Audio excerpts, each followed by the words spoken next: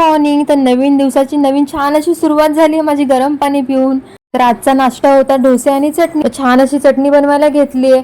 आता इथं झाली फोडणीची वेळ. तर फोडणी वगैरे देऊन घेतली, छान चटणी करून घेतली. सगळ्यांनी छान असा नाश्ता केला. तर मी पण आता नाश्ता करायला बसलेली या ना डोसे आणि चटणी खाण्यासाठी. तर दुपारी जरा वेळ बसली. नंतर पप्पा आले होते साईदण्याचे, कारण की त्यांना आज लवकरच आलेले. त्यांना जायचं होतं पुण्याला 2 दिवस कामासाठी.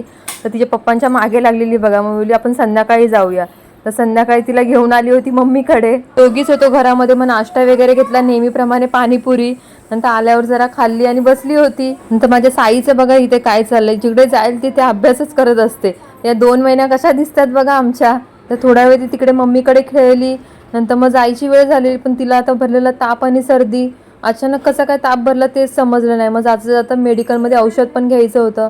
औषध वगैरे घेतलं. दुपारी ती खूप रडली पप्पांच्या मागे लागून. मला वाटतं त्याच्यामुळेच तिला ताप भरला असेल. बरं नाही तरी पण बघा तिला एकटीलाच चालायचं, पळायचं होतं रस्त्यावर. आता इथे क्रिकेटची मॅच चालू होती, ते बघायला गेली ती. आजच्यासाठी एवढंच. बाय.